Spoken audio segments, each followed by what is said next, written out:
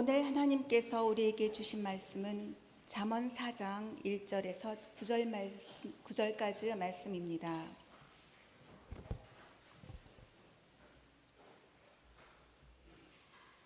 이제 봉독합니다. 하나님의 말씀을 경청하십시오. 아들들아, 아비의 훈계를 들으며 명철을 얻기에 주의하라. 내가 선한 도리를 너에게 전하노니 내 법을 떠나지 말라. 나도 내 아버지에게 아들이었으며 내 어머니 보기에 유약한 외아들이었노라. 아버지가 내게 가르쳐 이르기를 내 말을 네 마음에 두라. 내 명령을 지키라. 그리하면 살리라. 지혜를 얻으며 명철을 얻으라. 내 입의 말을 잊지 말며 어기지 말라. 지혜를 버리지 말라. 그가 너를 보호하리라. 그를 사랑하라. 그가 너를 지키리라. 지혜가 제일이니 지혜를 얻으라. 네가 얻은 모든 것을 가지고 명철을 얻을지니라. 그를 높이라. 그리하면 그가 너를 높이 들리라. 만일 그를 품으면 그가 너를 영화롭게 하리라. 그가 아름다운 관을 네 머리에 두겠고 영화로운 면류관을 너에게 주리라 하셨느니라. 하나님께서 이 말씀을 통해 우리에게 은혜 주시기를 원합니다. 사랑의 주님, 감사합니다. 우리를 사랑하셔서 또 주님의 생명과 진리가 담긴 귀한 말씀을 우리에게 허락해 주셨습니다.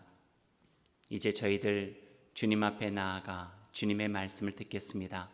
마음의 문을 열고 삶을 열어 주님의 말씀 듣고 새겨 그 말씀으로 이 땅에서 주의 백성답게 살아갈 수 있도록 주님 인도하여 주옵소서. 예수님의 이름으로 기도드립니다. 아멘. 어버이 주일입니다. 이 땅의 모든 자녀, 그 생명을 낳아 기르기 위해서 온 정성과 마음을 다하신 부모님들과 그 부모님의 사랑 속에 살아가는 모든 자녀들 가운데 하나님의 은총과 사랑이 함께 하시기를 원합니다.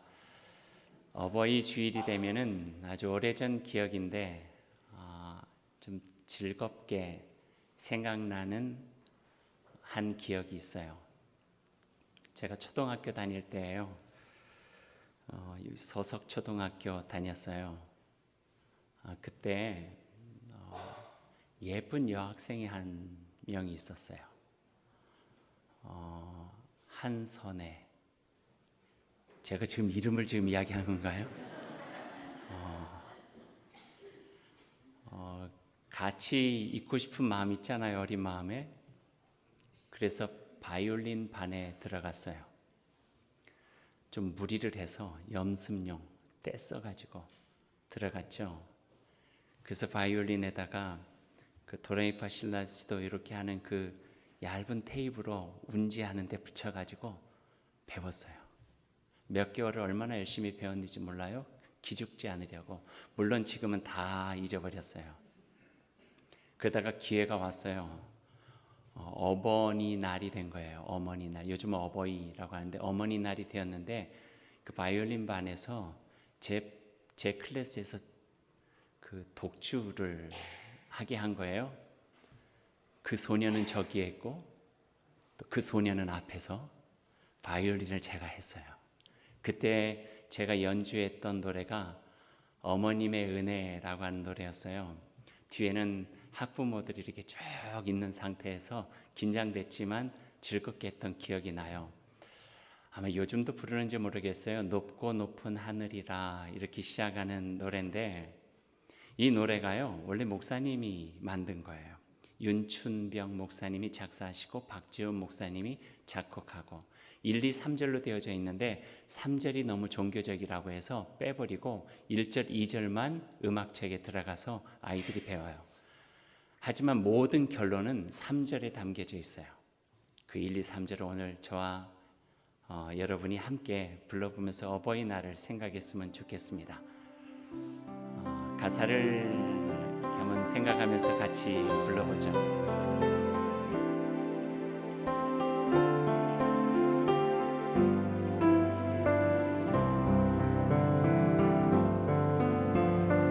높고 높은 하늘이라 말들 하지만 나는 높은 게 또 하나 있지. 낳으시고 기르시는 어머님 은혜, 푸른 하늘 그보다도 높은 것 같아. 넓고 넓은 바다라고 말들 하지만 나는 넓은 게 또 하나 있지. 사람 되라 이르시는 어머님 은혜, 푸른 바다 그보다도 넓은 것 같아.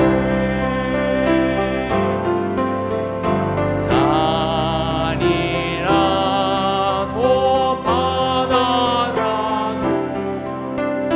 다를 수 없는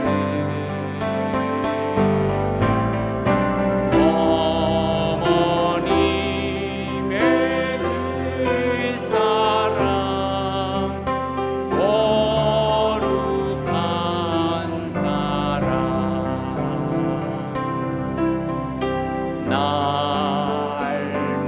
날마다 주님 앞에 감사 올리자.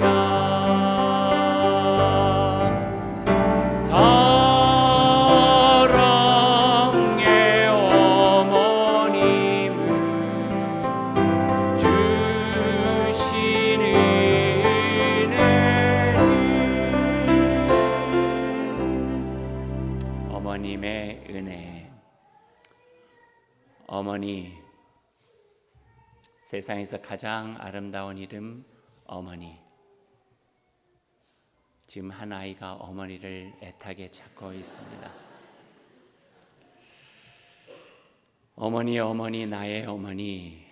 건강한 어머니도 내 어머니요, 병든 어머니도 내 어머니요, 부자 어머니도 내 어머니요, 가난한 어머니도 내 어머니요, 음식 솜씨 좋은 어머니도 내 어머니요, 된장찌개 하나밖에 못 끓이는 어머니도 내 어머니요, 살아계신 어머니도 내 어머니요, 돌아가신 어머니도 내 어머니입니다.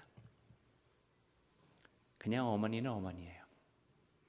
그 누구에게나 어머니는 어머니죠. 남자나 여자나 아무리 힘이 세고 건장한 사람이나 세상에서 선거가 난 한 사람이라 해도 어머니만 생각하면 가슴이 뭉클해지고 목이 메이고 눈시울이 붉어지는 것이 어머니가 어머니죠. 이사야서 49장 15절, 어미가 어찌 그 젖먹는 자식을 잊겠으며 자기 태에서 난 자식을 긍휼히 여기지 않겠느냐. 그들은 혹시 잊을지라도 어미는 결코 잊지 않는다. 그러한 결코 잊지 않는 사랑이 어머니에 있기 때문에 하나님은 생명을 어머니에게 맡기셨다. 그렇게 말합니다. 10달 동안의 수고를 견뎌낼 수 있는 인내가 어머니에게는 있죠. 뱃살이 다 터져가면서도 그 아이를 위해서 지켜낼 수 있는 그 희생이 어머니에게 있죠. 아이에게 젖을 먹이면서도 자신의 먹거리에 대해서 개념치 않는 그 어머니가 있죠. 그래서 그 사랑과 희생과 정성의 어머니에게 하나님께서는 한 생명을 맡겨주셨다. 이런 이야기 들어보셨나요? 엄마는 아이가 태어날 때부터 예쁘지만 아빠는 이쁜 짓을 할 때만 예쁘다. 여러분에게 말하기 싫지만 그런 부분이 있는 것 같아요. 인정할 수밖에 없어요. 그래서 하나님께서는 아빠에게 잉태와 해산의 수고를 주지 않고 엄마에게 주셨다. 남자는 논리로 자녀를 가르치려 하지만 여자인 어머니는 눈물과 삶으로 자식을 가르치고 변화시킨다. 그러기에 성서는 어머니를 통해서 하나님의 사랑을 알게 하고 하나님의 은혜를 경험하게 하고 하나님의 사랑과 은혜를 경험할 수 있는 그 통로로 어머니를 세워주셨다. 그렇게 이야기를 하죠. 그러면 효는 무엇일까요? 효도는 무엇일까요? 효도는요, 그 어머니의 눈물을 기억하는 거예요. 어머니의 사랑을 기억해 드리는 거예요.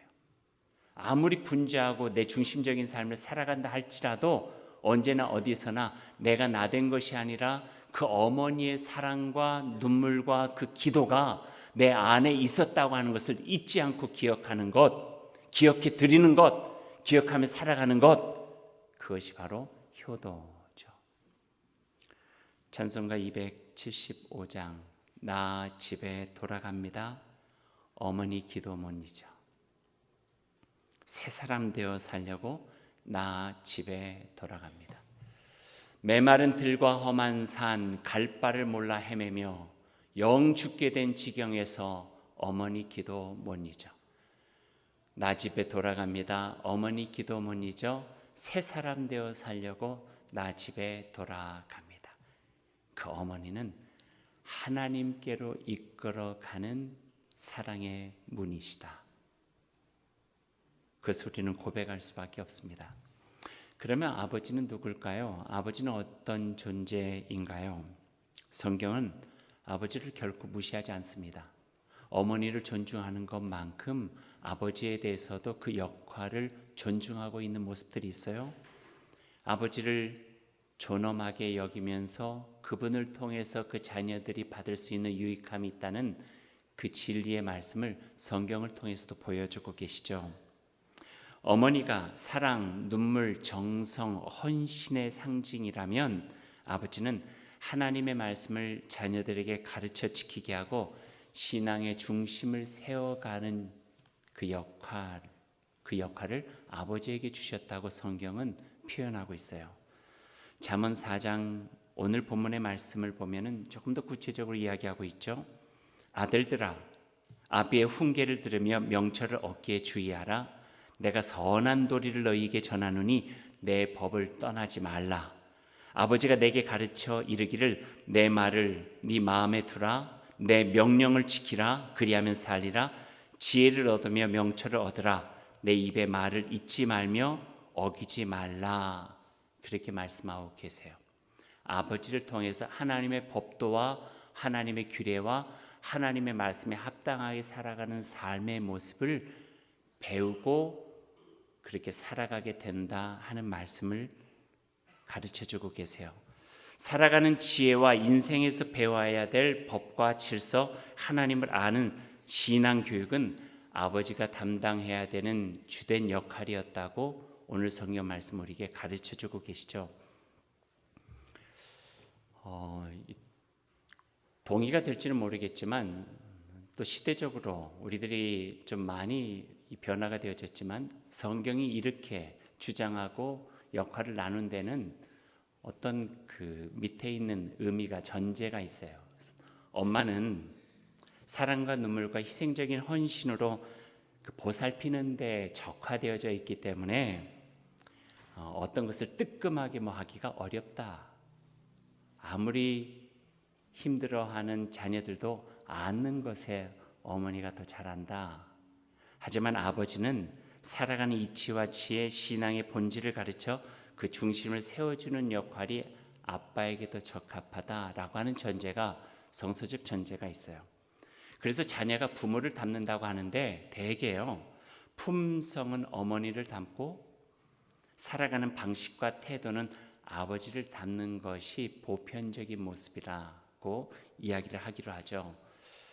잘 맞는 비유인지는 모르겠지만 한 사람의 형성되어지는 모습으로 보면은 아버지에 의해서 그 뼈대가 형성이 되어진다면은 엄마에 의해서 부드러운 살이 입혀져서 사람의 모습을 갖추게 된다. 이렇게 표현할 수도 있을 것 같아요.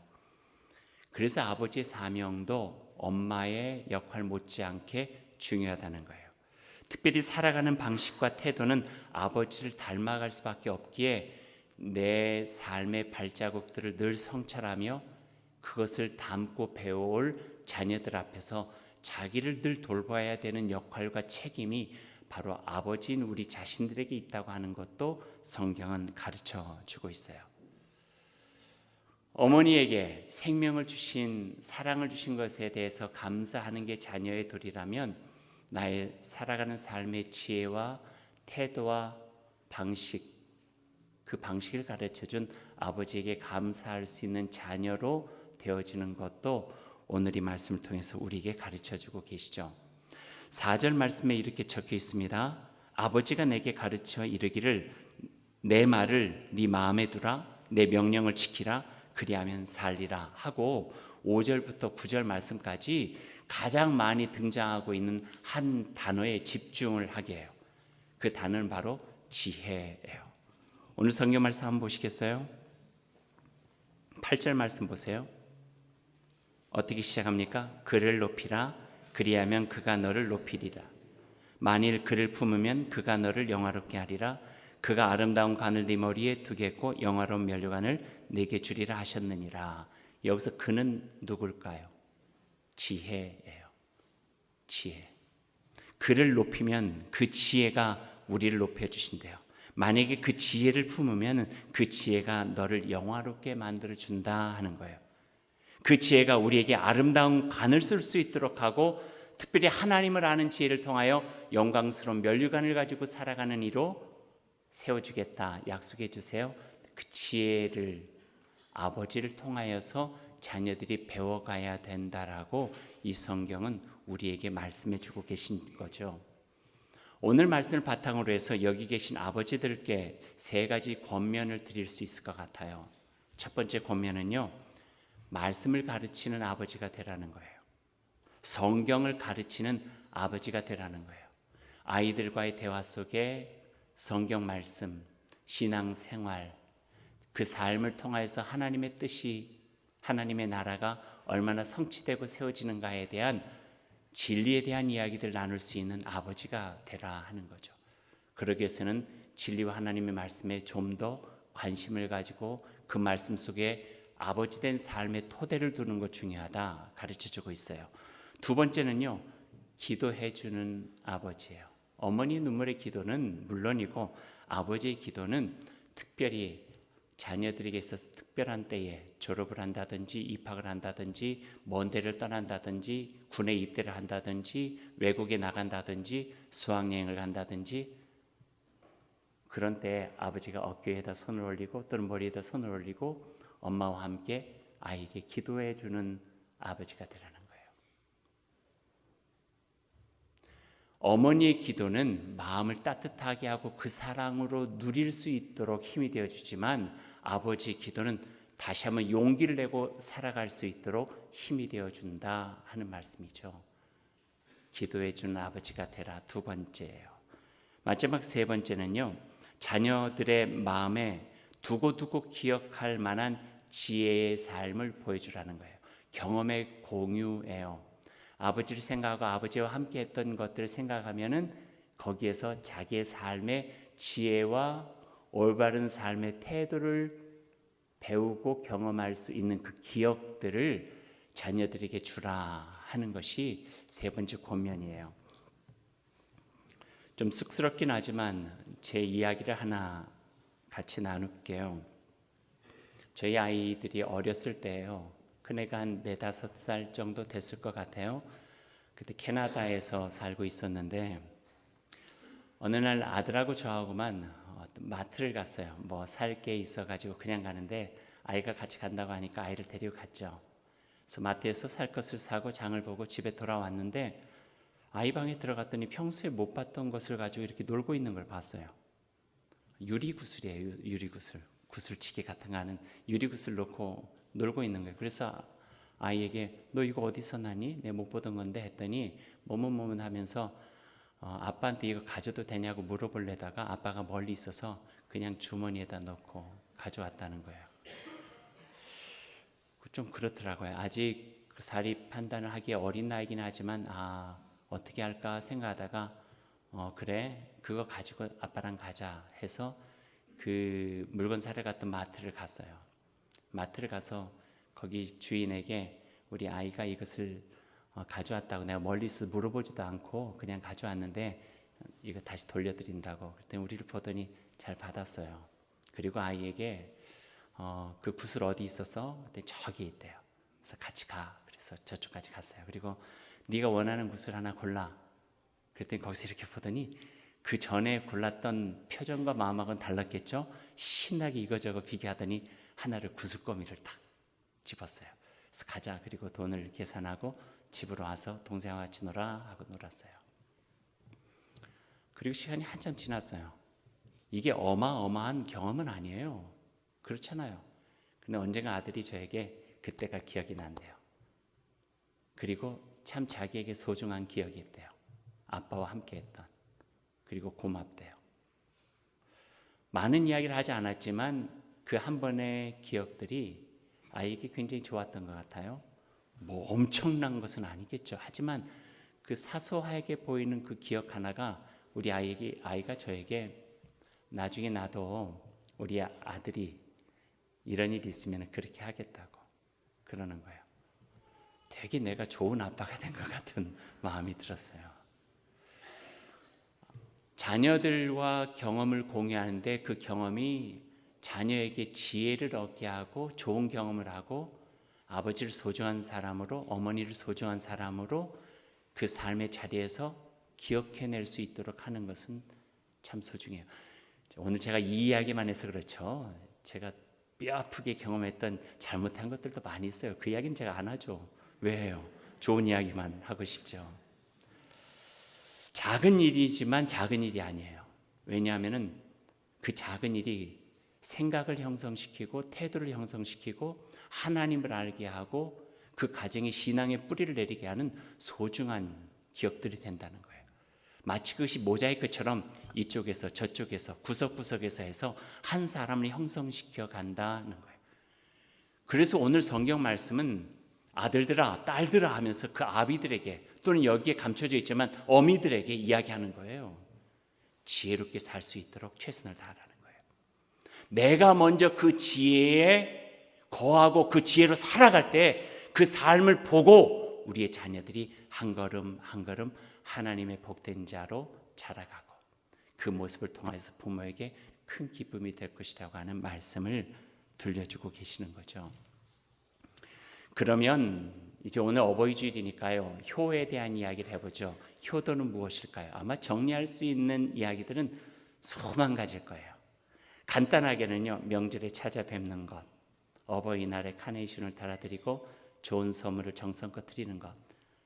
이것도 마음이 있는 것을 표현하는 거기 때문에 참 좋은 효의 모습이에요.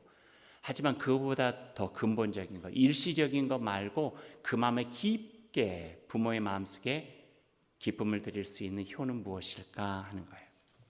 성경은 이야기를 하고 있어요. 두 가지로. 첫 번째는 요한 3세 말씀처럼 자녀들이 자신의 자리에서 하나님을 사랑하고 이웃을 사랑하며 참 진리 가운데 살아가는 것, 그리고 그 소식을 듣는 것만큼 더 기쁜 일이 없다 하는 거예요.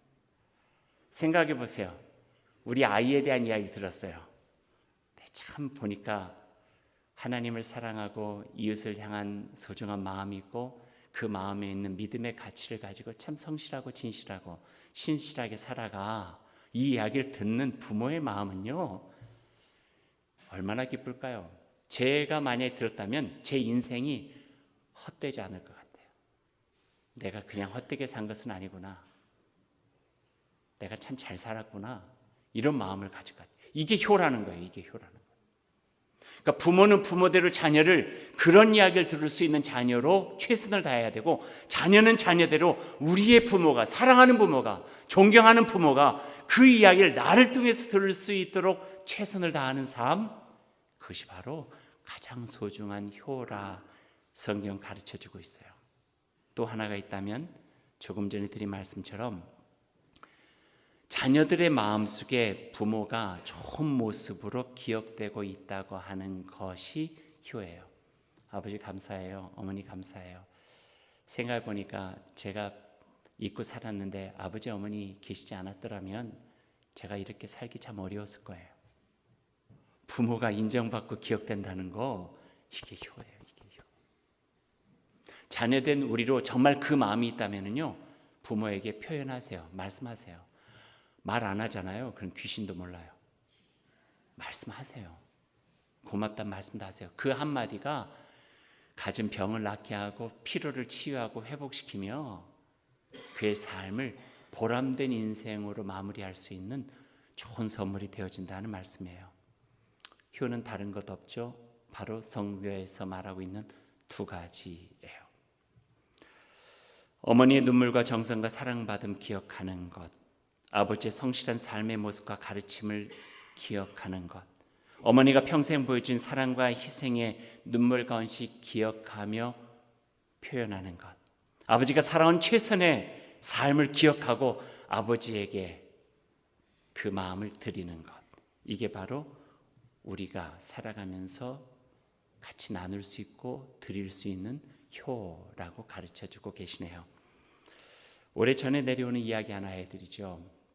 예전에 참 좋은 이야기여서 한번 드린 적이 있었는데, 들으신 분은 안 들은 것처럼 들으시고 안 들으신 분은 새롭게 들으시고, 한번 들어보세요.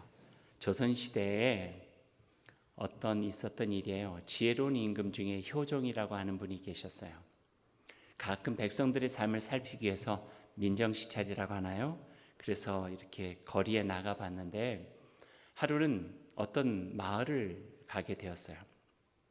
마을을 이렇게 쭉 가마를 타고 가고 있는데, 길을 비켜라 이렇게 하면서 가고 있었겠죠. 한쪽의 왕이 보기에 젊은 아들이 노모, 아주 그 병색이 완연한 노모를 이렇게 뒤에 등에 이렇게 안고 업고 거리에 서 있는 거예요. 근데 가다가 그 모습이 참 갸륵해서 잠깐 멈추라고 가마 행렬을, 그리고 그 청년에게 물어봐요. 어떻게 해서 여기까지 나오게 됐냐고. 어머니가 많이 아파 보이시는데. 그랬더니 그 청년의 말이, 어머니가 많이 아프셔서 이제 얼마 남지 않았는데 평상시에 어머니가 가지고 있는 마지막 소원이 임금님의 얼굴을 한 번 보는 것이 소원이라고 해서 어머니를 뒤에다가 이렇게 업고 자기가 나오게 되었노라고. 그 효성이 지극한 것이 너무 임금님의 마음에 감동이 된 거예요. 어떻게 했을까요? 여봐라, 누구 있느냐? 저 청년에게 후한 상을 베풀어라. 가지고 상을 받아가지고 가게 된 거예요. 근데 이 소문이 이 마을 저 마을로 이렇게 소문이 돌기 시작했어요. 그 다음은 제가 이야기 안 해도 알겠죠. 한 동네에 조금 못된 심보를 가지고 있는 청년이 있었죠. 다행히도 그 청년에게 어머니가 계셨어요. 평상시에 병이 약하다고 돌아보지도 않던 아들이에요. 불효자로 소문이 이쪽 저쪽에서 다 있었던 아들이에요. 근데 들을 귀는 있어가지고 그 소식을 들었네요. 그래서 어머니 이리 좀 와보세요. 그래가지고 등에 업고 임금 행차가 저쪽 마을에 있다고 하니까 기은시 엄마를 업고 거기까지 갔어요. 임금이 가마 행렬을 하다가 아니 저번 마을에서 봤던 똑같은 그런 아름다운 모습이 있는 거예요. 잠깐 멈춰라. 그래가지고 그 청년한테 물어봐요. 네가 어떤 연고로 여기까지 오게 되었는고? 그랬더니 이 차 저 차인데 그 전에 했던 이야기 있잖아요. 들었던 이야기. 저희 노모가 평생 임금님 용안 한번 보는 것이 소원이라 해서 병약한 어머니를 모시고 제가 왔습니다. 그랬더니 옆에 있는 사람들이 그의 정체를 알잖아요. 아닙니다, 임금님. 저희 불효자라고. 한 번도 엄마 얼굴 보지도 않다가 오늘 상이 탐나가지고 어머니를 모시고 온 거라고 고자질을 해버린 거예요. 그러니까 임금이 그 이야기를 듣다가 어떻게 했을까요? 아마 우리 같으면은 이 몹쓸 찌고 이런 고약한 놈이 어디 있나 해가지고 뭐 가서 곤장이를 때리겠지만 듣고 있던 그 효종 임금이 이렇게 이야기를 했어요. 그래, 저에게도 후한 상을 줘라. 왜냐하면 효도는 흉내만 내도 좋은 것이다. 그랬어요. 감동이 와야 되는데 효는 흉내만 내도 좋대요. 세상에 선한 일은요, 우리가 다 이해돼서 하는 거 아니에요. 소중한 일이고 가치 있는 일은 다 우리 마음속에 이건 해야겠다 해서 하는 거 아니에요. 효도도 마찬가지예요. 좋은 일이라 하면은 그냥 하는 거예요. 흉내낼 겸 그냥 해보는 거예요. 그러면 그것은 좋은 일이에요. 하나님을 향한 자녀된 삶도 마찬가지고 부모를 향한 자녀된 마음도 마찬가지예요. 신앙생활도 그렇고요. 부모를 향한 마음도 다시 한번 우리 돌아보면서 우리가 하나님의 자녀로 살아계신 부모님 돌아가셨으면 그 부모님의 자녀로 우리가 어찌 살 것인가, 이 어버이 주일에 다시 한번 우리를 돌아보고 하나님 안에서 부모님의 뜻을 받든 효를 가지고 있는 사람으로 살아가는 일, 이게 얼마나 소중한 것인가를 오늘 말씀 우리에게 가르쳐 주고 계십니다. 이것이 어버이 주일에 우리가 꼭 듣고 마음에 새겨야 될 주님께서 우리에게 들려주시는 말씀입니다. 기도하겠습니다.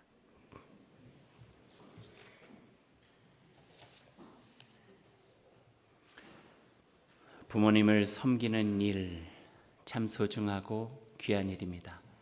하나님을 섬기는 일도 마찬가지입니다. 아직 내 삶이 충분하지 못해서 다 표현하지 못한다 할지라도 아주 작은 것이라도 부모를 향한 그 마음으로 표현하며 살아가는 일은 너무나도 소중하고 우리를 복되게 하는 일입니다.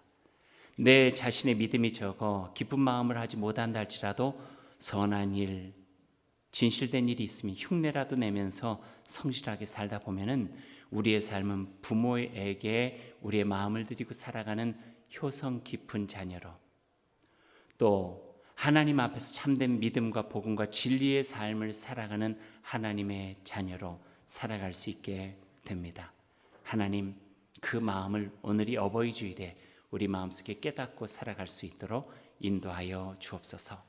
이 세상에 생명 낳아 양육하고 가진 정성 다한 모든 부모님들 가운데 하나님 사랑과 은총과 위로와 칭찬해 주시고, 또 이 세상의 모든 자녀들 부모의 사랑 기억하면서 이 땅에서 효성 깊은 자녀로 살아가는 그 은혜도 주님 허락하여 주옵소서. 그래야 이 세상이 더욱더 따뜻해지고 어머니와 아버지의 사랑과 말씀으로 대물림되어지는 신앙의 유산을 통해서 이 땅의 곳곳에서 하나님의 나라가 아름답게 이루어지는 놀라운 역사를 경험할 수 있도록 주님 함께하여 주옵소서. 예수님의 이름으로 기도드립니다. 아멘.